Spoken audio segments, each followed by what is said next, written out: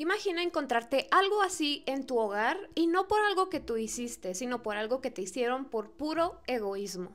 En cada video les pregunto a ustedes qué hicieran en la situación de las personas que vivieron esto, pero en esta ocasión está muy difícil. Esta es la historia de un chico al que vamos a llamar Samuel. Samuel estaba felizmente casado con una chica llamada Laura. Desafortunadamente, Laura comenzó a enfermar repentinamente. Eran unos síntomas bastante fuertes, empezó con fiebres todas las noches, pero eran fiebres muy intensas de casi 40 grados de temperatura y después comenzó con delirios. Se despertaba llorando porque le dolían demasiado los huesos, después todo el cuerpo en general, y a pesar de que visitaron diferentes doctores, diferentes hospitales, le daban medicamentos, antibióticos y demás, no había nada que le hiciera efecto, ni un solo doctor que pudiera explicar qué le estaba sucediendo a Laura. Desafortunadamente, esta enfermedad inexplicable desgastó a Laura muy pronto. En cuestión de unas cuantas semanas, ella falleció. Como podrán imaginar, Samuel estaba inconsolable, no podía con la idea de que hacía unas semanas todo estaba muy bien, ellos eran muy felices, estaban planeando un viaje y ahora Laura ya no estaba. Y a pesar de que él estaba llevando su duelo con Laura, pasó otra cosa. Y es que el mismo día que velaron a Laura, Samuel llegó a su casa para descubrir que su perro tan querido, Max, que habían criado entre los dos desde que era un cachorro, ya no estaba. No se veía que se hubiera escapado, no se veía ninguna puerta abierta, no se veía nada, simplemente el perro ya no estaba. A pesar de que le dolía mucho el hecho de haber perdido a su esposa, también le dolía el hecho de que ya no estaba su perro. Con todo y duelo, él salió a la calle a pegar carteles por todos lados, preguntar a los vecinos, ir a buscar en colonias cercanas, pagó publicidad en redes sociales, en radios, en todos lados para encontrar a su perro y nadie nunca lo vio. Nadie le dio una pista, era casi como si la tierra se lo hubiera tragado y ya. Pasaron un par de días de que él se encontraba solo en su casa y él comenzó a sentirse mal, como a enfermarse también, pero él suponía que esto era debido a la tristeza y a la soledad que estaba viviendo en ese momento. Había días en los que él apenas si podía levantarse de su cama por las mañanas. Le pesaba respirar, le pesaba comer y le dolía mucho estar en su casa todo el día sin poder salir a distraerse de la nada, porque hace unas semanas este era su hogar feliz con su perro, con su esposa, y ahora estaba solo. Todo esto se volvió como un círculo vicioso para él porque se sentía triste, se sentía solo, pero no podía salir de lo mal que se sentía, y si quería salir no lo hacía porque estaba muy triste, o sea, no podía salir de ese círculo. Él no lo sabía, ni siquiera se lo hubiera imaginado en ningún momento, pero las cosas se iban a poner un tanto oscuras. Ya que él tenía algunos síntomas de los que tenía Laura antes de fallecer, también tenía mucha fiebre, le dolía el cuerpo y todavía no tenía delirios, pero él pensó que los estaba teniendo cuando por las noches se despertaba porque escuchaba ruidos en su casa. Su casa tenía todo el piso de madera y ustedes saben que cuando vas pisando en la madera como que cruje, tiene un sonido distintivo, y él escuchaba pisadas en la madera pero en el pasillo por fuera de su habitación. Además de las pisadas, comenzó a escuchar como susurros dispersos por toda la casa. Si él se encontraba en su habitación, los escuchaba pues en otra área de su casa. Si se levantaba a buscarlos, pues ya no escuchaba nada.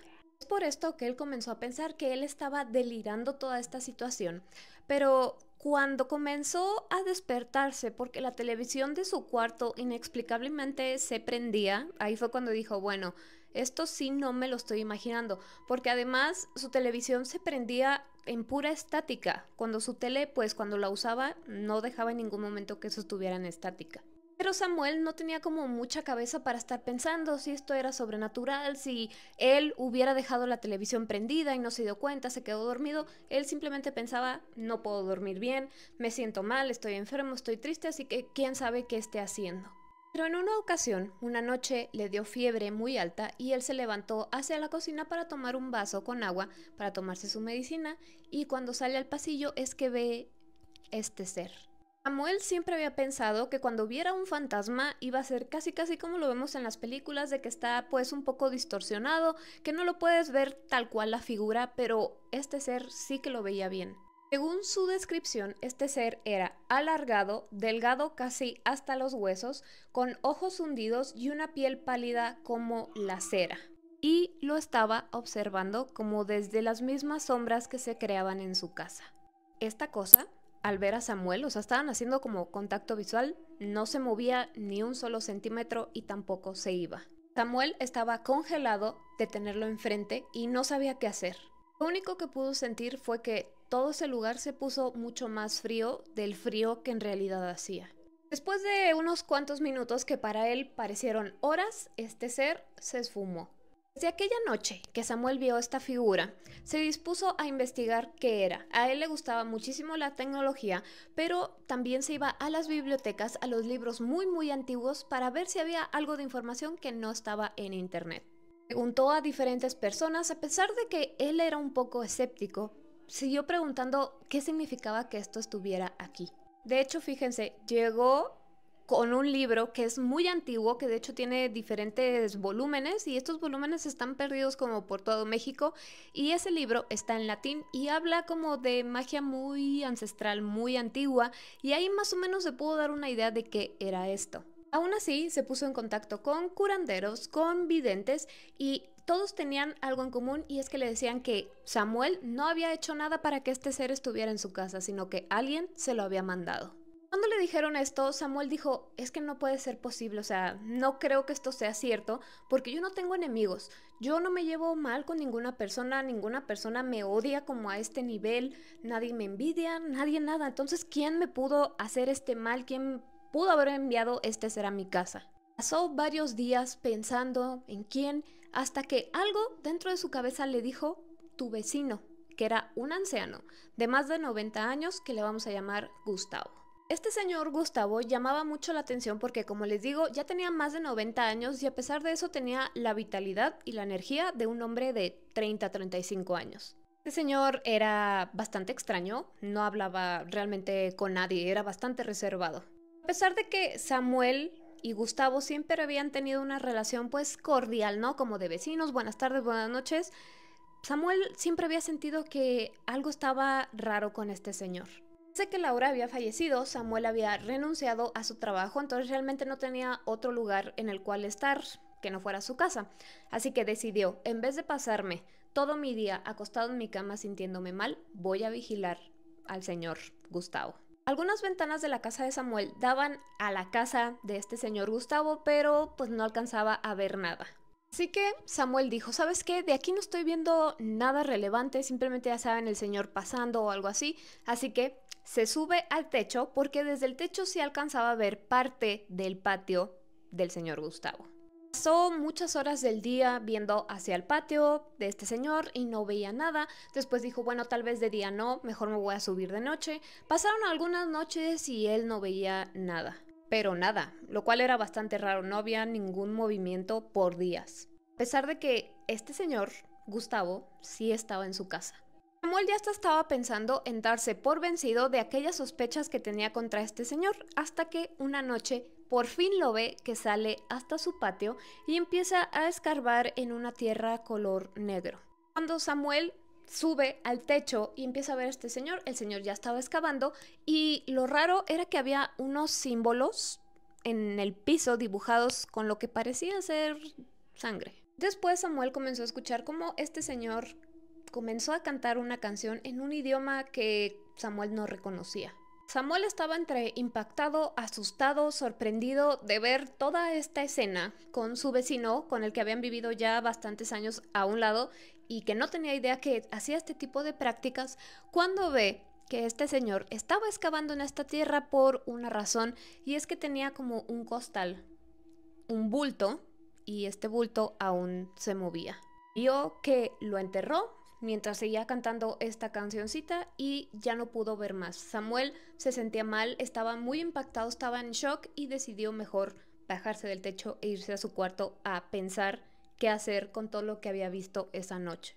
Pasaron 1 o 2 días cuando Samuel decide que va a confrontar a su vecino para ver qué era aquello. Y aquí viene otro detalle muy interesante, y es que cuando por fin Samuel se anima a irle a reclamar a este señor, toca la puerta, este señor tarda unos cuantos minutos en abrir, y cuando abre la puerta, lo primero que le dice a Samuel es, ¿te sientes peor, Samuel? Me llama la atención que este señor le haya dicho eso porque generalmente cuando tú sabes que una persona estuvo enferma, pues preguntas cómo te sientes mejor, no, te sientes peor. Detalle que Samuel tampoco dejó escapar porque para él que le preguntara esto de esta forma como tan directa, tan seria, fue una confirmación no directa de las sospechas que ella tenía. Esta contestación de ¿te sientes peor, Samuel? Lo tomó totalmente desprevenido, así que se tardó unos cuantos segundos en contestar y Samuel no tenía la idea de llegar y decirle directamente, oiga, ya sé lo que está haciendo, pero al ver que casi se lo estaba confirmando, decidió ser directo y le dijo, ya sé lo que hizo. Y en ese momento algo hizo clic en la mente de Samuel porque dijo, ok, no nada más me lo está haciendo a mí, sino se lo hizo a Laura, a mi esposa, y se lo hizo a Max también. Así que esto le dijo, yo sé que no nada más es en contra de mí, ya sé que le hiciste algo a Laura y a mi perro. Si a ti te hicieran una acusación así tan seria, yo creo que no te reirías, ¿verdad? Pero en el caso de este señor, soltó una carcajada y le dijo, tú no entiendes nada. Además le dijo, yo solo hago lo necesario para vivir bien. No sé ustedes qué hubieran pensado al escuchar esto, pero para Samuel fue como me acaba casi de confirmar lo que estoy pensando. Samuel no sabe qué hacer, así que acude a la policía para acusar a este señor. Ya sé que ustedes pensarán, ¿y la policía qué va a hacer en este caso? Pues sí, pero cuando te está sucediendo algo así, no sabes a quién acudir. La policía ya conocía a este señor y le dijeron a Samuel, mira, o sea, el señor sí es un tanto extraño, un tanto excéntrico, si lo quieres ver así, pero pues ya tiene 90 años, o sea, no representa para ti ningún peligro, así que nada más no le hagas caso y ya.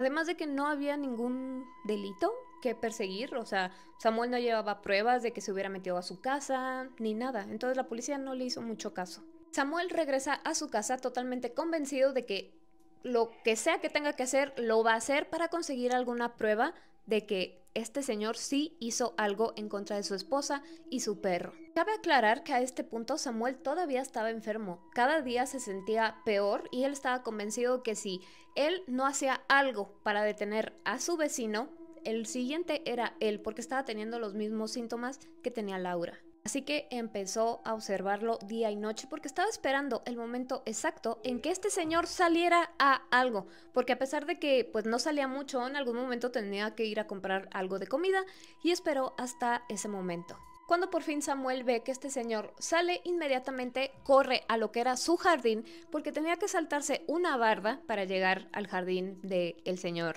Gustavo. Iba con una pala en mano porque quería desenterrar aquello que vio aquella noche que este señor estaba enterrando y ver qué era lo que había ahí. Le dolían las manos, le dolían los huesos, aún así se brincó aquella barda, cayó en el jardín del vecino y comienza a excavar en aquella tierra color negro solamente para descubrir que lo que estaba ahí enterrado era Max, su perro. Ni siquiera nos podemos imaginar el impacto que sufrió Samuel al ver a su querido perro en el jardín de su vecino. Ya con todo esto, Samuel sale rápidamente del jardín de este señor. No podía cargar el cuerpo de su perro porque no podía, se sentía muy mal, estaba muy débil, no comía, no dormía, ni nada. Pero fue suficiente como para ir de nuevo con la policía y decirle, oiga, este señor pues le quitó la vida a mi perro. Los policías acudieron a la casa de este señor porque pues sí, estaba el jardín con la tierra recién excavada, estaba el cuerpo pues del perro y demás. Pero este señor dijo, no, lo que pasa es que yo me encontré a este perro, yo no lo conocía, yo no sabía que era de los vecinos, me lo encontré y pues decidí venirlo a enterrar.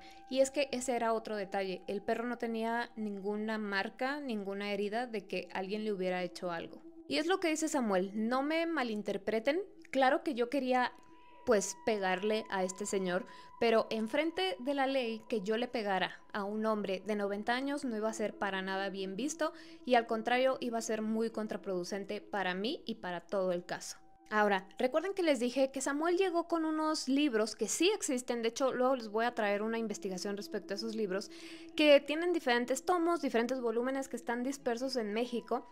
Al parecer en esos libros viene mucha información, muchos conjuros, muchos maleficios muy antiguos, o sea, bastante antiguos, y no se puede llegar a ellos tan fácil. él pudo llegar a uno y resulta que al parecer, si todas sus sospechas son correctas de que este señor les hizo algo tanto a Samuel, a Laura y al perro, lo que este señor hizo fue ofrecerle esas almas al diablo, al demonio, a lo que ustedes quieran, como le quieran llamar, a cambio de la vitalidad que tenía este señor. Yo sé que está un poco enredado, pero este señor al parecer hizo algo para quitarle la vida a Laura, a Max y el siguiente era Samuel, para él tener esta vitalidad, esta vida tan prolongada, porque les digo, ya tenía más de 90 años y parecía pues un jovencito. Es por eso que desde el principio curanderos, chamanes y toda persona con la que Samuel investigó le dijo, eso te lo mandaron, o sea, tú no hiciste nada, tú no jugaste la ouija, no abriste ningún portal ni nada, eso te lo enviaron por una razón. Y este es un caso muy fuerte, no es muy reciente que digamos, pero no es tampoco tan antiguo. Porque, o sea, ¿con qué derecho se sentía este señor para ofrecer cualquier alma que se le pusiera enfrente a cambio de que él viviera más? O sea, como, ¿por qué? Pero bueno, ¿ustedes qué opinan respecto a este caso? Es un caso muy difícil, muy complicado, involucra muchas cosas, pero al mismo tiempo, pues sí tiene razón, a pesar de que él quiso hacer como algo legal, ¿con qué pruebas? O sea, no puedes decir, ay, creo que me hicieron brujería y ellos te van a creer y van a meter a esta señora a la cárcel. Pero bueno, ¿ustedes qué opinan? Y yo como siempre, los estoy leyendo. Imagina que gastas una muy buena cantidad de dinero en mudarte a una nueva casa que te encanta. Ya te esforzaste en amueblarla, en adornarla, te cambiaste de escuela, te cambiaste de trabajo, para que, por actividad paranormal, tú tengas que salir huyendo de esta casa en la que le invertiste tanto tiempo, esfuerzo y dinero y además tu familia se desintegre. Y aquí mi pregunta para ustedes es, ¿cuál sería su límite de aguantar actividad paranormal al punto en el que mejor tú decidas deshacerte de tu casa e irte a otro lugar? Bueno, esta casa que vemos en la parte de atrás sufrió eso, está ubicada en Moreno Valley, en California. Resulta que una familia se mudó a esta casa integrada por Susan, su hija Jamie, el novio de Susan llamado Matt, y la hija de Matt llamada Mary, y a los 4 integrantes de esta familia les encantaba su nueva casa. La consideraban como su santuario, les encantaba el vecindario, les encantaban los vecinos, o sea, todo estaba perfecto en esta casa y ellos esperaban vivir ahí muy felices por muchos años. Aunque ellos tenían planeado esto, pues uno no puede saber qué tiene preparado la vida para ti. Y esto fue precisamente lo que ocurrió en cuanto comenzó la actividad paranormal, que generalmente en estos casos de poltergeist empieza muy leve y va aumentando, después a lo mejor no pasa nada por algunos meses. En este caso no fue tan así, todo fue bastante fuerte. Porque todo se acumuló rápidamente, empezando por Susan, que fue la primera en darse cuenta que algo raro estaba ocurriendo.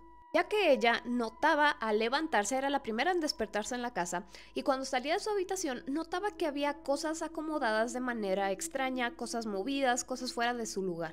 Por ejemplo, cuando se metía a bañar notaba que las botellas de shampoo estaban acomodadas una encima de la otra. Comida enlatada en el microondas, y ustedes saben que si meten eso pues al microondas explota, entonces se le hacía raro, nada peligroso, simplemente se le hacía raro. Al principio ella pensaba que eran las 2 niñas pues jugando alguna bromilla. Estas cosas seguían ocurriendo como progresivamente, se daban cuenta que las cosas que tendrían que estar en la cocina estaban en algún cuarto, o sea, como que no tenía sentido en dónde aparecían estas cosas, y por más que le preguntaban a todos los miembros de la familia, oigan, ¿quién movió esto? Pues nadie sabía a qué se estaban refiriendo. En una ocasión, Jamie y Marie, que eran las 2 niñas de esta pareja, estaban juntas en la habitación de Jamie haciendo la tarea. Jamie traía en una taza alguna bebida como chocolate, café, y la puso en su mesita de noche. Se voltea solamente por unos cuantos segundos. ¿Cuánto tiempo te puedes tardar en dejar la taza, verla que ahí está, voltea, acaricia a su perro, y cuando voltea de nuevo hacia su taza que la había dejado, no sé, 15, 20 segundos antes, estaba toda derramada en la cama de Jamie? O sea, ¿en qué momento se volteó y no se cayó al piso, sino que cayó directamente en la cama? Jamie le echó la culpa a Marie y Marie le dijo, yo estoy hasta acá a unos cuantos metros, así que no era posible que yo la tirara sin que tú me vieras. Ok, Jamie se fastidió de esta situación, así que ya enojada comenzó a quitar todas las sábanas de su cama y a limpiar toda la habitación. Trajo un detergente de la cocina para limpiar todo lo que se había pues ensuciado, y en un segundo de que deja la botella en la misma mesa de noche, voltea a quitar algo y cuando voltea, ese detergente que trajo estaba todo tirado, la botella estaba al revés y se estaba tirando todo en el suelo. Aquí fue donde ya se asusta, Jamie llama a su madre, Susan acude a la habitación y entre las tres estaban viendo qué era lo que posiblemente había pasado y mientras están pensando en esto, los juguetes que tenían en las repisas de esa habitación comienzan a salir volando en la dirección donde estaban las tres. Presas del pánico salen corriendo de la habitación y Jamie, la hija de Susan, fue la primera en decir creo que tenemos un fantasma, porque pues no había otra explicación. Este evento del cuarto de Jamie pareció que era nada más como la inauguración porque meses después a que ocurrió esto, este fantasma los estaba torturando. Como ya todos en la casa estaban conscientes de que estaban sucediendo cosas bastante extrañas, se encerraban cada uno en su habitación toda la noche y a la mañana cuando salían encontraban cosas retorcidas, fuera de lugar, aventadas por todos lados. La comida que ellos tenían en la cocina aparecía embarrada en las paredes. Además, comenzaron a fallar las luces solamente por la noche. Imagínense, escuchar ruidos de que alguien está aventando algo y tú no puedes prender ninguna luz porque nada funciona de noche. En una ocasión ya estaban ellos de que ya no sabían qué hacer con todo lo que estaba ocurriendo en su casa.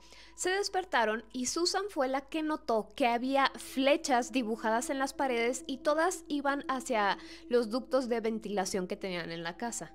Así como si este fantasma estuviera tratando de comunicarse con ellos. Así que le dice a Matt, a su pareja, oye, ve a seguir esas flechas, o sea, ve a dónde te llevan e investiga qué es lo que está pasando. Y Matt pues no quería, lo hizo a fuerza. Y todas estas flechitas los llevaban hacia el ático, es decir, como la parte de arriba de la casa. Fueron al ático, no encontraron nada, no veían nada porque estaba todo oscuro, no tenía luces aparte de la casa.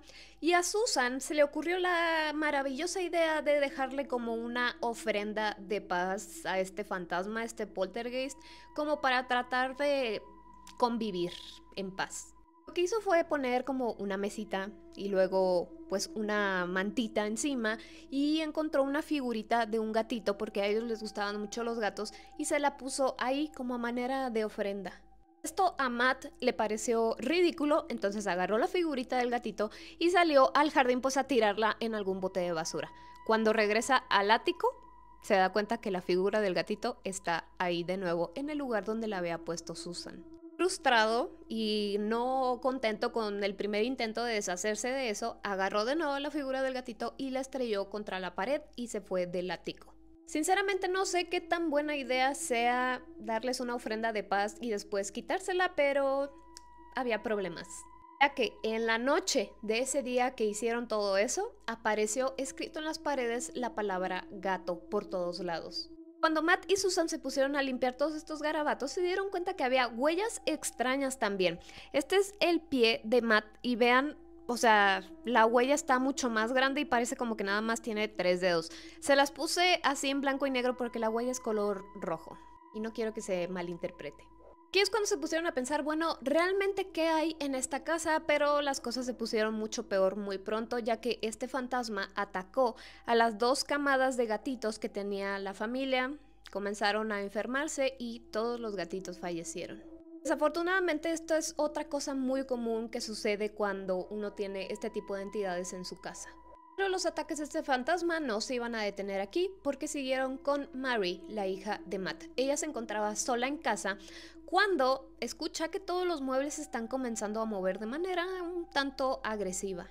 Mary, muy asustada, llama a Susan. Susan estaba lejos de la casa, pero le habla a Jamie y le dice, ¿sabes qué? Vete a la casa porque algo está sucediendo con Mary. Llega Jamie a la casa y es que las dos son testigos de cómo se están moviendo los muebles y deciden salir corriendo de la casa. Pero antes de irse, y eso es una cosa que me dicen mucho, que por qué no toman fotos. Bueno, en esta ocasión, Mary, antes de correr, comenzó a tomar fotos. Y esto era lo que se captaba en esas fotos. Bueno, si son expertos en fotografía, tal vez me podrán decir cómo es que se crea este efecto. Y aquí está otro más. Ellos decían que a su parecer esto era como energía que se estaba moviendo a través de toda la casa. Además, si esta energía, este ente, poltergeist, como le quieran llamar, era capaz de mover muebles pesados, ¿qué más podría hacer? Y es cuando los padres se comienzan a preocupar por la seguridad de sus hijas. Y es cuando Matt se acerca a un pastor y le pide y le insiste en varias ocasiones que por favor vaya a la casa para ver qué era lo que estaba sucediendo, ya que al principio este pastor no quería. No sé por qué, desconozco por qué no quieren ir en la mayoría de los casos. Por fin, el pastor acepta asistir a la casa y cuando llega les dice: lo que ustedes tienen aquí es una guerra espiritual y al mismo tiempo los están involucrando a ustedes. Yo no puedo hacer nada, y se fue. La familia estaba sola con esta situación. En otra ocasión, Jamie se queda sola en casa, la hija de Susan estaba en su habitación a puerta cerrada y comenzó a escuchar como alguien le estaba golpeando la puerta, pero como si quisiera entrar. Golpeó y golpeó y golpeó. Ella no quería salir corriendo de la casa porque tenía que cruzar esa puerta y dijo: voy a esperar a que los golpes paren. ¿Saben cuánto tiempo estuvo ahí encerrada? 3 horas escuchando casi cómo le querían destrozar la puerta. Cuando por fin se detuvo, que pasaron esas 3 horas, Jamie, toda temerosa, abre la puerta y es que descubre que le habían casi hecho un hoyo de afuera de la puerta y además la manija, la perilla, estaba abollada. Ya tenía un baño cercano a su habitación y cuando estaba revisando la puerta nota que la luz de ese baño comenzó a parpadear. Además, la puerta de ese mismo baño comenzó a abrirse y cerrarse. Esa puerta precisamente no tenía ya perilla porque ya se había roto de otra ocasión que algo paranormal había sucedido. No había nada, o sea, estaba el hoyo ahí. Entonces a Jamie se le hizo buena idea amarrar un hilo para mantenerla cerrada, pero no importaba con cuánta fuerza, no importaba cuántos nudos le pusiera a ese hilo, la puerta seguía haciendo fuerza para abrirse, o sea, llegó el punto en el que este fantasma rompió el hilo. Cuando Jamie nota que ya el fantasma había cortado el hilo, la cuerda, la puerta comienza a abrirse lentamente. Ella, muy valientemente, se asoma. Recuerden que era una niña. Se asoma, no ve nada y dice: ahora sí, yo ya me voy. Regresa a su cuarto por unas cosas y cuando está a punto de salir, la puerta se le cierra y no la dejaban irse. Ella ya estaba desesperada tratando de abrir su puerta cuando le llega un olor a humo. ¿De dónde venía? Pues Jamie no podía saber porque seguía encerrada. Después de un rato, se las arregló para salir de la habitación y encontró en medio del piso una cacerola quemándose. O sea, imagínense, salen de su cuarto y ni siquiera está la cocina ni nada, pero está el sartén ahí con las llamas. Como pudo, apagó las llamas de ese sartén y es cuando nota que había servilletas tiradas, papel del baño tirado, o sea, lo que quería este fantasma era prender la casa con ella adentro. O sea, todo lo que había puesto alrededor de esta sartén era flamable. Se imaginarán, después de todo esto, después de que el pastor le dijo: ¿sabes qué? No los puedo ayudar, están solos en esta situación y pues mucha suerte. Por fin, Susan y Matt deciden mudarse de ahí. Lamentablemente, cuando ocurre esta mudanza, Matt y Susan deciden separarse. Pues cada hija se fue con su respectivo papá, entonces se separan. A pesar de que las niñas se llevan bien hasta el día de hoy, pues ya no vivieron juntos como una familia. La situación, todo lo que ocurrió aquí fue más grande que pues todo lo demás. Y una de las preguntas más grandes que hay en estos casos es, bueno, ¿eran las personas o era la casa? En esta ocasión, cuando ellos se mudaron ya no les ocurrió nada más, no tuvieron ningún encuentro paranormal fuera de esta casa, así que en esta ocasión era la casa. Otro detalle es que esta casa nunca se vendió hasta donde yo sé, porque de hecho me metí como a buscar la propiedad y decía que estaba vendida. No dice la fecha, pero se vendió en $400,000 y eso es todo lo que sé. Pero lo último que se supo fue que ellos no pudieron vender la casa y además las casas de los vecinos también se quedaron solas y no se pudieron vender. Imagínense, las personas que vivían al lado ya no pudieron vivir en su casa ni vender su casa porque a los vecinos los atacó un fantasma.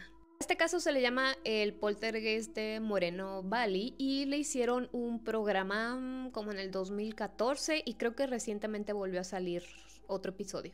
Así que bueno, me gustaría que me dijeran qué opinan que es esta huella gigante. Además, todos estos fenómenos de fotografía.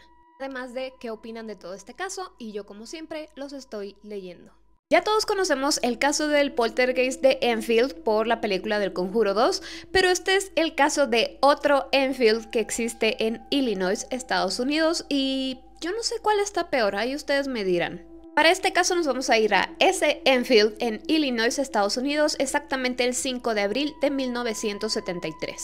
Bueno, resulta que eran las 9 de la noche aproximadamente cuando un niño llamado Greg, de 10 años, se encontraba en el patio trasero de su casa tratando de atrapar luciérnagas. Y mientras él se encontraba bastante concentrado en esta tarea, hubo algo que captó su atención mucho más que las luciérnagas. Algo mucho más monstruoso. Greg notó que esta cosa estaba a muy corta distancia de él. Y es por esto que logró notar cada detalle de lo que sea que fuera esto. Yo no sé ustedes, pero si yo viera esto en mi patio trasero a unos pocos metros, tal vez sí me asustaría. Era una criatura de piel viscosa, color gris, con ojos tan grandes como una linterna color rojo. Esta criatura medía entre 4 y 5 pies, lo que viene siendo como 1,5 metros aproximadamente, y tenía 3 patas. En cada pata le salían unas garras tan largas como navajas. Además de las 3 patas, tenía otros 2 brazos muy cortos. Cuando Greg nota que esta criatura está cerca de él, pasaron unos cuantos segundos cuando esto se le acerca al niño, tanto que le alcanza a pisar pues su tenis, el zapato, y se lo rompe. Imagínense qué tan afiladas tenía aquellas garras que le desgarró el tenis simplemente con tocarlo, y aquí fue cuando este niño sale corriendo despavorido hacia su casa. Iba corriendo tan rápido y tan asustado que se estrelló en la puerta ya para entrar. Sus papás, al escuchar el grito y el golpe, salen bastante perplejos para ver qué es lo que le está pasando a su hijo. Y es cuando el niño comienza a contarle a sus papás sobre esta criatura que había visto segundos antes, y los papás al escucharlo estaban conscientes de que la historia estaba muy loca, pero veían al niño tan asustado y repitiendo lo mismo que no dudaron de él. Greg estaba muy afectado y además traía pues su tenis roto, así que los papás decidieron hacer un informe a la policía. Ya que ellos consideraban que, bueno, tal vez el niño estaba exagerando un poco y no había visto una criatura como tal, pero a lo mejor sí era algún animal o algo así. Se manda una unidad de policía hacia la casa de este niño y sus padres, hacen una inspección, no ven nada, así que después de un tiempo de tomarles los datos y demás, la policía se va. Yo no sé cuál descripción encaja mejor, si esta o esta, pero en cualquiera de las dos está bastante extraña esta criatura. Claramente las cosas no iban a terminar ahí, porque esa misma noche, solo un poco más tarde, hubo otro avistamiento de personas diferentes que eran desconocidos de esta primera familia. Los primeros en ver esta criatura eran los Garrett, y la segunda familia que vio a esto fueron los McDaniels, ya que los hijos de la familia McDaniel tendrían su propio encuentro con esta criatura extraña. Henry, quien es este señor y padre de los niños McDaniel, y su esposa no se encontraban en casa cuando ocurrió todo esto, pero cuando llegan encuentran a sus hijos asustadísimos al interior de su casa, diciendo que una criatura trató de entrar a la casa primero por la puerta y después por la ventana. De igual manera, ellos, al ser unos adultos, estaban escuchando a sus hijos, la historia seguía estando bastante loca, pero estaban tan asustados que ellos estaban comenzando a creer lo que les estaban diciendo. Cuando los niños todavía les estaban narrando todo esto, este señor escucha como algo está rasguñando la parte de afuera de su casa. Él, todavía escuchando a sus hijos y al mismo tiempo escuchando cómo alguien rasguñaba, se acerca a la puerta principal, y es que se encuentra con esta criatura. Era exactamente como sus hijos se la estaban describiendo, igual que el otro niño. O sea, piel gris, viscosa, ojos grandes color rojo, de 3 patas y 2 brazos chiquitos como T-Rex, me imagino. Como este señor llamado Henry abrió la puerta, pues sí tuvo enfrente a esta criatura por unos cuantos segundos, después le cerró la puerta. Cuando cierra la puerta de golpe, le tomó unos cuantos segundos en pensar qué hacer, porque no sabía qué era esta criatura, los hijos estaban todos aterrorizados, y él, pues cómo se defendía de esto, así que corre a agarrar su dispositivo de defensa. Además de su dispositivo de defensa, agarró una linterna, corre a la puerta del patio trasero para ver si la criatura se había ido por ahí, y efectivamente ahí se volvió a encontrar a esta cosa. Inmediatamente él levanta su dispositivo y comienza pues a dispararle a esta criatura. Y a pesar de que los tiros sí le dieron en repetidas ocasiones, parecía que no le afectaba en nada. Imagínense la escena de este señor pues tirándole a esta criatura. La criatura, como si nada más le estuvieran pasando moscas por un lado, voltea a ver a este señor y le siseó como un gato, según la descripción de él, y se fue. Henry dijo que esta criatura se movía no caminando, sino más bien como saltando. Y Henry describió a esta criatura igual que sus hijos, igual que aquel primer niño que la vio. Después de que esta cosa desaparece, Henry corre a llamar a la policía y hacer un informe. Solamente que él les dijo: acabo de tener un encuentro con una criatura del espacio exterior. Y a ver, este era el segundo reporte en la misma noche que recibía la policía, así que no tardaron nada en llegar a casa de Henry. Hacen el mismo procedimiento que la primera familia, revisan alrededor de toda la casa, pero aquí sí descubrieron algo, y es que había unas huellas bastante raras en el patio que parecían como de perro, pero en vez de tener, ya saben, como las 4 almohadillas que son de perro, estas tenían 6, y en la posición en cómo estaban las huellas sí parecía que esta criatura tenía pues 3 patas. Y además de eso, encontraron que la casa de los McDaniels sí tenía daños exteriores. Y es cuando se dan estas fotografías. Esta fue una de cómo la criatura trató de entrar y cómo desgarró pues esta tela. Y yo no lo percibo muy bien, tal vez porque está en blanco y negro, pero se supone que en esta imagen se pueden ver los rasguños por la parte de afuera de la casa. Estos eran intentos obvios de que esta criatura sí quería entrar. Sin embargo, a pesar de estos fascinantes descubrimientos, pues ¿qué más podía hacer la policía si la criatura ya no estaba, no sabían qué era, qué más podían hacer? Así que simplemente, igual que la otra familia, les tomaron sus datos, tomaron estas fotografías y se fueron. La policía ya estaba esperando que hubiera otro tipo de avistamientos esa misma noche, los cuales no hubo, incluso en las siguientes noches tampoco hubo. Pasó como una semana hasta que recibieron otro informe. Lo raro es que ese tercer informe venía de esta misma casa de los McDaniels.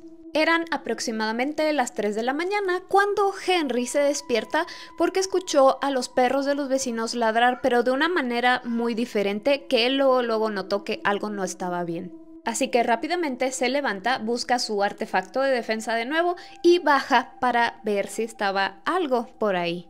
Llega a la puerta principal y estaba más que sorprendido al ver que esta criatura había regresado. Estaba a muy poca distancia de su propiedad, pero en esta ocasión no estaba tratando de entrar, simplemente como que estaba caminando por ahí. Henry pensó: ahorita que eso está desprevenido, pues lo voy a atacar una vez más, pero pensó en su encuentro anterior y cómo pues esos intentos de ataques no habían servido para nada. Por lo tanto, solamente se quedó quieto viendo cómo esta criatura se alejaba muy lentamente. En total fueron 3 avistamientos que hubo aquí en Enfield, pero no muchos días después comenzaron a reportar en los pueblos de alrededor la misma criatura. Y cuando se extienden esos reportes es cuando comienza a llamar la atención la noticia. Es cuando un montón de reporteros, de investigadores de todo iban aquí a Enfield para preguntar qué era lo que había pasado y a ver si veían a esta criatura. La primer familia se negó a dar cualquier entrevista, pero todo lo contrario, Henry estaba bastante contento como de ofrecer entrevistas a quien sea que se la preguntara, porque él quería que alguien le explicara qué era eso que habían visto. Era tal cantidad de gente la que llegó a Enfield que empezaron a causar problemas. Imagínense cuántas personas nuevas había que le dijeron a Henry, los policías: mira, si sigues dando entrevistas te vamos a arrestar. Incluso tuvieron que arrestar a varias personas que estaban accionando pues sus dispositivos porque decían: es que vimos a la criatura y ya estaba representando un peligro. Ya era más preocupante la cantidad de personas que había en Enfield que la criatura en sí. Muchos días después, ya que las cosas se habían tranquilizado, hubo otro supuesto encuentro, pero yo no lo creo mucho porque este era el director de noticias pues de un programa de televisión que dijo: yo también ya vi a la criatura y parece más bien un mono color gris, cuando esto pues no se parece nada a un mono. Este director de noticias también dijo que esta criatura hacía unos sonidos extraños y que él las capturó en algún video. Curiosamente, ese video nunca salió a la luz, por eso les digo que no lo creo mucho. Lo curioso fue que varias personas de Enfield dijeron haber escuchado ruidos extraños, o sea, como que sí y como que no. Pasaron 5 años, fue en 1978 cuando varios investigadores regresan a Enfield para seguir investigando respecto a esta criatura. Anduvieron preguntando aquí y allá y además de estas dos familias que tuvieron encuentros con él, encontraron a otras 3 personas que recordaban haber visto a esta criatura. Pero no solo encontraron esto, sino la cantidad de criaturas extrañas que se veía como en esta área, no nada más era esta. Ya que había personas diciendo que, ok, esta criatura como tal no la vieron, pero que sí veían criaturas muy raras saliendo de los pantanos. Otras personas dijeron, bueno, o sea, un ser color gris no hemos visto, pero sí vimos a una criatura que medía como 2 metros y era totalmente blanca. Esta criatura blanca que vieron no tenía 3 patas, pero las huellas que encontraron lodosas, porque al parecer estaba como en la misma área de los pantanos, eran bastante erráticas, no tenían la misma distancia entre una de la otra. Ellos reportan este avistamiento de la criatura blanca a la policía y un día después, a las 10 de la noche aproximadamente, otra familia reporta haber visto a la misma criatura porque su hija se encontraba igual en un patio cuando comienza a gritar. Los padres salen para ver qué es lo que está pasando y la niña dice haberse encontrado con una criatura altísima, color blanco. Y no sé si sepan, pero el estado de Illinois está lleno de reportes de avistamientos de criaturas extrañas de todo tipo. Y desde hace muchísimas décadas, o sea, esto empezó por ejemplo en 1973, el último avistamiento que tuvieron fue como en el 2011. Así que bueno, aquí les dejo la imagen de cómo representaban a esta criatura. ¿Ustedes qué opinan que sea esto? O sea, pues sí parece un ser del espacio exterior, como dijo aquel señor McDaniels, pero ¿ustedes qué opinan? ¿Qué hubieran hecho si se hubieran encontrado con esto? Y yo como siempre los estoy leyendo. Y con ustedes, uno de los lugares más embrujados del mundo, según los rankings que hay en internet. Esta es la casa embrujada de Lizzie Borden, ubicada en Massachusetts, Estados Unidos. Este es uno de los listados que hay en internet respecto a los lugares más embrujados del mundo. No está en orden, pero como pueden ver, aquí figura. Y cuando les cuente lo que ocurrió en esta casa van a decir, bueno, ¿cómo es que quieren que no pasen este tipo de cosas aquí? Esta hermosa casa estilo victoriano fue construida en el año 1845 y en 1850 fue adquirida por la familia Borden. El patriarca, el jefe de familia, el padre, se llamaba Andrew y fíjense, era director de la junta de varios bancos y propietario de numerosos negocios, es decir, que había presupuesto. Y Andrew estaba casado con una mujer llamada Sarah y cuando llegaron a esta casa ya tenían una hija llamada Emma. En 1860 nace la segunda hija, a quien llamaron Lizzie. Desafortunadamente, Lizzie y su madre solamente pudieron convivir por escasos 3 años, ya que Sarah, la madre, falleció. ¿Por qué falleció Sarah, la madre de las niñas? No se sabe. Fue por causas desconocidas. 3 años después, Andrew se vuelve a casar con una mujer de 37 años llamada Abby. Que ellos dos se casaran fue una sorpresa no solo para la familia, sino para todo Massachusetts porque se decía que Abby no estaba a la altura de Andrew. Pero no crean que nada más le tiraban hate a Abby, sino que de Andrew decían que se veía que solamente se había casado para conseguirle una nueva madre a sus 2 hijas. Tanto Emma como Lizzie odiaron a Abby desde el primer día que la conocieron, ya que cuando eran pequeñas consideraban que Abby quería quitarle el lugar a su madre y cuando crecieron un poco más decían, esta mujer solamente vino de cazafortunas a quitarnos la herencia de nuestro padre. Se me metió algo al ojo y no veo, oigan, es la maldición de Lizzie. Ella era Lizzie. Con el paso de los años, la relación de las 2 hijas con su padre y Abby fue empeorando cada vez más. Al punto de que todos vivían en la misma casa, no se hablaban, no comían juntos, no convivían, nada.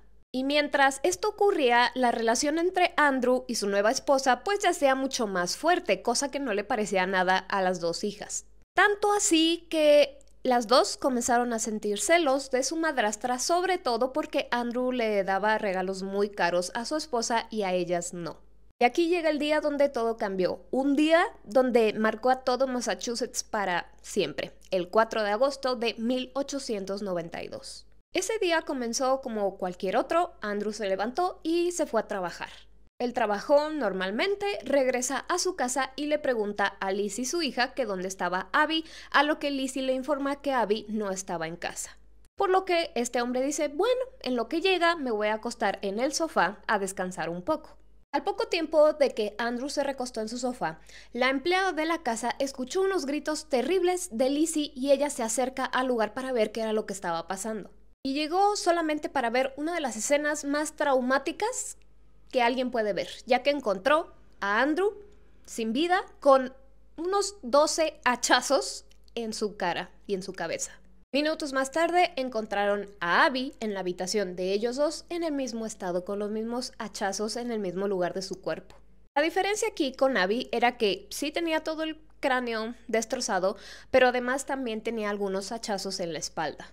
Se llama a la policía asiste y cuando ven el estado de los cuerpos, ellos lo califican como un crimen pasional porque se veía que lo habían hecho con mucho enojo, con mucha ira, porque el cuerpo de Abby, ya que le habían quitado la vida, siguieron dándole hachazos, es por eso que los tenía en la espalda ya cuando no tenía vida. Los policías comienzan a investigar el crimen y resulta que todo mundo en la casa tenía una coartada, porque decían que la empleada estaba en la cocina, Emma estaba en casa de una amiga y Lizzie estaba en el ático. Lo cual no solo a mí y a ustedes suena raro desde un principio, porque si todos estaban en casa, ¿cómo es que nadie escuchó que esto estaba sucediendo? Pero en fin. Los policías siguen haciendo su investigación y después de que revisan la casa notan que hay 2 hachas que están recientemente limpiadas. Ellos comenzaron a sospechar de Lizzie, ya que ella decía que estaba en el ático, pero cuando fueron a revisar el ático tenía una capa de polvo en todo el piso y no había ni una sola huella de que alguien hubiera entrado ahí. A esto súmenle que una vecina le dijo a los policías que había visto a Lizzie quemando un vestido días después de estos desvivimientos y otro vecino la vio comprando veneno. Lizzie fue arrestada, llevada a juicio en el cual se declaró inocente. Pero por la actitud que ella estaba presentando ahí en su juicio, dijeron que ella era una persona narcisista a quien no le importaba la muerte de su padre y su madrastra. O sea, ella estaba como si nada hubiera pasado. Y no obstante, a pesar de todas estas pruebas que se tenía de los testigos que la vieron comprar esto, que el vestido, etc., la declararon inocente. Hasta el día de hoy, muchos se debaten si este juicio fue correcto o no, si la decisión de declararla inocente fue correcta, pero aún así, después de este juicio, le comenzaron a llamar la desvividora del hacha. Después de este juicio, Lizzie y su hermana vivieron en esta casa por un tiempo, después la vendieron y se fueron a vivir a otro lado juntas. Y por motivos que se desconocen, en 1902, Emma decide irse de esa casa dejando a Lizzie sola. Nunca nadie supo el por qué. Lizzie murió el 1 de junio de 1927 y casualmente 9 días después Emma murió también. Ahora, ¿pero qué pasó con esta casa? Resulta que el día de hoy es como un hotel donde le llaman breakfast in bed, es decir que nada más vas, te duermes, desayunas y ya. Y una de las atracciones principales es quedarte a dormir en el cuarto donde le quitaron la vida a Abby y tomar el té en donde le fue quitada la vida a Andrew. Además ofrecen recorridos históricos y paranormales por toda la casa. Aquí está pues otra de las habitaciones y otra más. ¿Y qué es lo que pasa en esta casa? Varias cosas. Entre ellas se ve a una mujer mayor deambulando por toda la casa. Al parecer está limpiando y se cree que es Lizzie. Para las personas que se quedan a dormir en el cuarto, en la cama donde le fue quitada la vida a Abby, dicen sentir como las sábanas se estiran a su alrededor. Es decir que pues están jalando las sábanas como si unas manos se deslizaran por las mantas alisando meticulosamente la tela. Y los que se quedan en la que era la habitación de Lizzie despiertan a medianoche porque escuchan a una mujer llorando en la habitación de a un lado. Lo curioso es que este llanto se repite todas las noches a la misma hora. Y si estas personas van a revisar, pues no hay nadie y el llanto se sigue escuchando porque no es como que esté del otro lado, o sea, en la habitación de a un lado, sino como en la pared. No sé quién se animaría a quedarse en este lugar, no porque la casa esté fea, de hecho está muy bonita, está cómoda, está cuidada, pero ¿por qué estar en un lugar donde le quitaron la vida a alguien? Porque además hay estatuas que representan el estado en cómo encontraron los cuerpos. El caso es que encontré la experiencia de un chico que se quedó en una de las habitaciones por una noche. Este chico decía que iba meramente para ver qué pasaba porque no creía nada en lo paranormal, o sea, totalmente escéptico. Entró en una de las habitaciones que tenía un cofre de juguetes y dice que cuando entró no sintió nada, de hecho la habitación estaba muy linda, bastante cómoda y no le costó nada de trabajo quedarse dormido. Pero cuando ya se quedó dormido comenzó a tener unos sueños bastante extraños como hiperrealistas. Lo curioso era que en su sueño se veía a él mismo en esa misma cama, en ese mismo lugar completamente aterrorizado y tratando de volver a dormir. Cuando se despierta de ese sueño, seguía con los ojos cerrados ya que tenía un presentimiento de que si los abría iba a ver algo, pero él se estaba muriendo de sed. Comenzó a sentir que alguien lo estaba observando desde la esquina de esta habitación y ya no sabe si por la sed o por esta sensación se quedó ahí acostado sin abrir los ojos, pero despierto por horas y horas hasta que amaneció. Pero en esas horas que estuvo despierto llegó un momento en donde él escuchaba que alguien estaba rebotando una pelota.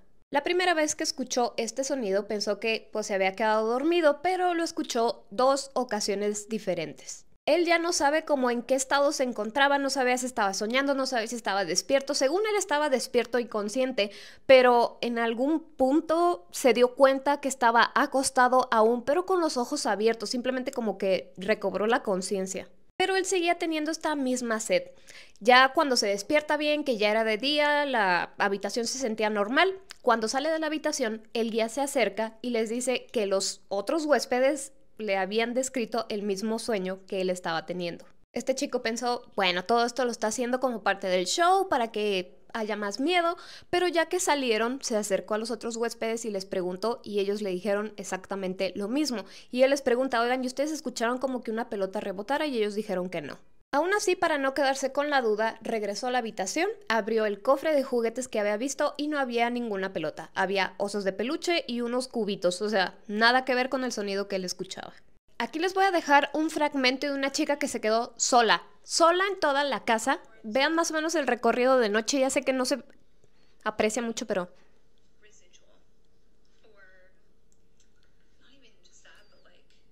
está aterradora.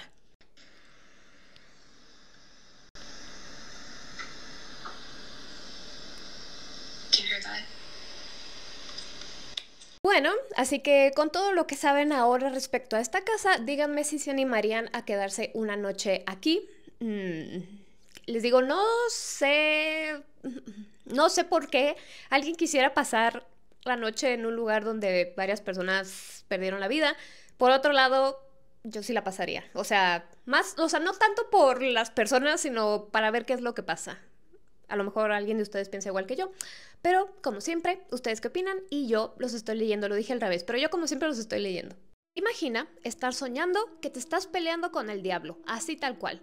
Tú despiertas pensando que esto solamente fue un sueño bastante extraño y resulta que te comienzan a acusar de atacar a un montón de personas. Tú obviamente no te acuerdas de nada de lo que te están diciendo que pasó.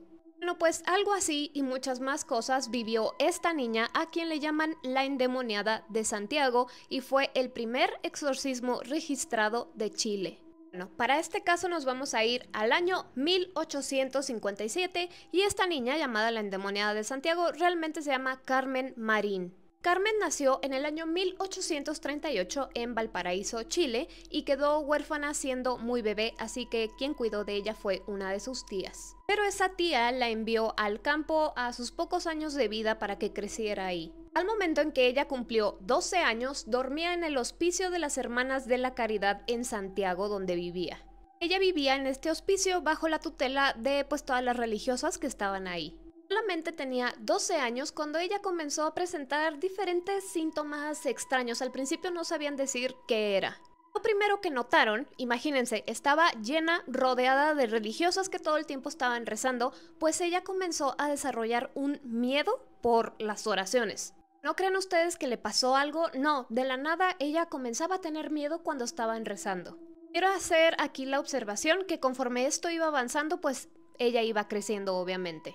Lo siguiente fue que comenzaba a tener sueños de que ella estaba peleando con el diablo. Primero toda esa situación quedaba en que solamente eran sueños extraños y ya, pero después las cosas se complicaron un poco porque en medio de esos sueños esta chica se levantaba a atacar a sus compañeras. Las chicas que estaban ahí, que eran sus compañeras de cuarto, relataban que ella estaba fuera de sí y con una fuerza que no parecía de una niña. Esos ataques poco a poco se fueron prolongando. Las cosas se fueron poniendo mucho peor porque tenía, aparte de estos ataques en medio de los sueños, convulsiones y contorsiones violentas, rechinamiento de dientes que parecía que se los iba a partir, pérdida de control sobre su cuerpo y acciones, fuerza extraordinaria, maldiciones hacia Dios, cuello abultado o la pupila retraída. Esos eran algunos de los síntomas nada más. Y esto era un cambio bastante preocupante porque Carmen nunca había sido una niña problemática. De hecho, la describían como una niña honesta, inocente y linda. Ya cuando estaba la situación tan extrema fue que se pusieron a investigar qué era lo que probablemente le estaba pasando y al principio trataron todos estos síntomas como un ataque de histeria.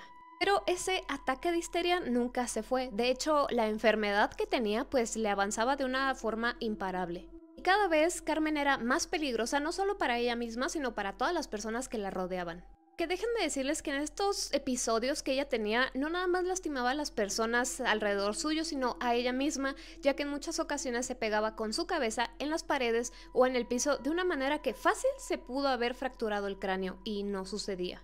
Después, muchos llegaron a pensar que esto no era ninguna enfermedad, sino que más bien estaba poseída. Todo esto que les acabo de describir que le pasaba, lo padeció por 6 años. Hasta que llegó alguien muy importante de la iglesia a conocerla, vio su estado, vio todos sus síntomas y dijo en voz alta: ¿saben qué? Esta niña está enferma y la única cura es que le pongan una plancha caliente en el estómago. En el instante que este señor dijo esto, Carmen, con otra voz que no era la suya, dijo: a Carmen la vas a quemar, pero no a mí.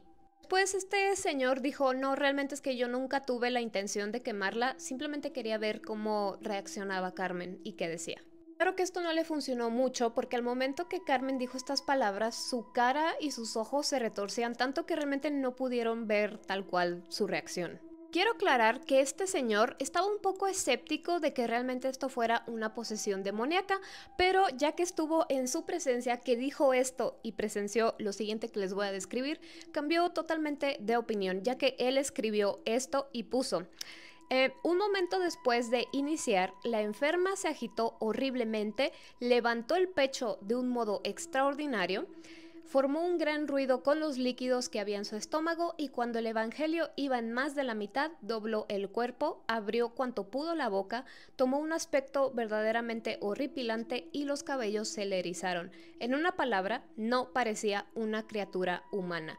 No sé lo que pasó entonces por la mente de mis compañeros. Yo, por mi parte, puedo asegurar que la sangre se heló en mis venas y tuve que hacer un esfuerzo para presenciar la conclusión de tan nunca visto acontecimiento. Eso de hecho lo escribió aquí, que es todo el registro de este caso. Entonces, ya que presenció todo esto de cómo se le levantaba el pecho de manera antinatural, cómo maldecía a Dios, a la iglesia y a todos, y además la fuerza que tenía, extraordinaria, antinatural de una niña, dijo: ok, sí está poseída. Pero imagínense que todos esos 6 años, antes de que empezaran ahora sí a investigar y a tratar de solucionar toda esta situación, todo ese tiempo estuvo viviendo en el hospicio con las monjas, con las religiosas y con las demás niñas. Cual era una situación sumamente desesperante y preocupante para ellas, así que ellas descubrieron que si rezaban cierta parte del evangelio, Carmen sí se mantenía tranquila. Si leían el evangelio de San Juan, ella se quedaba tranquila. Si leían cualquier otra cosa, se ponía histérica, y si solamente rezaban, también se ponía muy mal. A pesar de que, bueno, sí se remediaba la situación momentáneamente, ella estaba cada vez peor. Que imagínense, Carmen ya rechazaba cualquier tipo, ya saben, como de objeto religioso, alguna cruz, crucifijo, lo que sea. Incluso trataron de ponerle a escondidas abajo de su almohada alguna cruz o algo, y ella lo sabía. Reaccionaba violentamente si estaban alrededor de ella rezando, incluso si fuera en voz tan baja que ella no fuera posible que lo escuchara, también se ponía muy mal. Las religiosas trataron de todo, como les digo, trataban de rezar en voz baja y Carmen lo sabía. Trataban de rezar en una habitación que no era la suya y Carmen lo sabía. Incluso trataron de rezar en otro idioma y Carmen lo sabía. Obviamente el caso de Carmen llamó muchísimo la atención, no solo pues a la religión, sino también a doctores que iban a verla, y era muy curioso porque la veían cómo se ponía y demás y le decían: no, sí está enferma, pero le preguntaban: doctor, ¿de qué? O sea, ¿qué le podemos dar? Es que sí está muy enferma, y ya se iban. No le hacían análisis, no le hacían estudios, no la revisaban bien ni nada. Tampoco le decían qué enfermedad tenía, no les daban ningún diagnóstico, solamente les decían: sí está enferma y yo ya me voy. Hasta que un doctor llamado Benito García fue el único que dijo: miren, la ciencia no puede explicar esto, así que yo creo que es una posesión demoníaca. Finalmente, el arzobispado de Santiago fue quien ordenó un exorcismo a Carmen, siendo así el primer exorcismo que se hacía en todo Chile. Ahora, como les dije, en este libro está toda la información del antes, durante y después del exorcismo y de todo el caso de Carmen. Y hay un pedazo donde describen una comunicación muy corta que tuvieron con el demonio que tenía Carmen. Y Carmen contestaba con otra voz que no era la suya y además hablando en tercera persona. Aquí el padre le preguntó, ¿tengo yo las facultades para echarte? A lo que Carmen contestó, sí. ¿A qué signo obedeces? Y Carmen contestó, al Evangelio de Juan. Le volvieron a preguntar, ¿por qué atormentas a Carmen? Y contestó el demonio, para probar su paciencia. ¿Cuándo volverás? Dentro de año y medio. Y le preguntaron, ¿volverás bajo la misma forma? A lo que Carmen contestó, no se sabe. Ahora, supuestamente, el desenlace de este exorcismo es que fue exitoso y que Carmen quedó pues liberada de ese demonio. Pero recuerden que él dijo que iba a regresar 1 año y medio. Curiosamente, después de primer exorcismo, ya no hay registros de Carmen. O sea, Carmen se perdió en la historia, ya no se volvió a saber ni a hablar de ella, entonces ya no sabemos si realmente sí regresó el demonio 1 año y medio después, ya no sabemos si realmente sí la liberaron. Algunas personas opinan que ella falleció tiempo después. Otras cuantas personas dicen que ella vivió pues el resto de su vida lejos del ojo público. Lo único que sabemos es que no vamos a saber qué le ocurrió realmente. Me parece que alguna cadena de televisión chilena adaptó este caso para alguna serie o algo por el estilo. Entonces, pues bueno, díganme si ustedes son de Chile, si ya conocían este caso. Si no son, ¿ustedes qué creen que le haya pasado? ¿Que realmente haya sido una posesión, un ataque de histeria, una enfermedad mental o qué? Pero les digo, los doctores que se quisieron involucrar, pues era así como de que, ay no, pues ya mejor me voy. O sea, no quisieron estudiarle más. Yo creo que lo que veían sí era pues muy fuerte y por eso decían, ¿saben qué? Yo mejor no me meto. Y siento que se tardaron demasiado en tratar de ayudar a Carmen porque imagínense, comenzó a los 12 y 6 años viviendo esto. Ella no se acordaba de nada, ni de los ataques, ni cuando se pegaba en las paredes, en el piso, ni cuando atacaba a quien sea que estuviera alrededor. No se acordaba de nada. Y esto pues es otro síntoma de posesión. Pero bueno, díganme ustedes qué opinan y yo como siempre los estoy leyendo.